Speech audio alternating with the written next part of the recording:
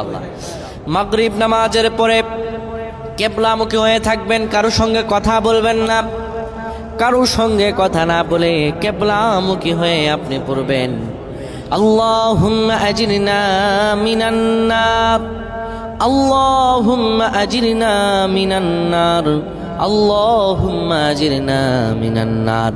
যদি এটি আপনি মাগরিব নামাজের পরে কারোর সঙ্গে কথা না বলে পড়ে 7 বার পরে দুটি হাত তুলে আল্লাহর কাছে দোয়া করেন, আল্লাহ জাহান্নামের আগুন থেকেও বাঁচাবেন এবং আল্লাহ আপনার সব দোয়াগুলো কবুল আর মঞ্জুর করে নেবেন। আল্লাহুম্মা আমিন।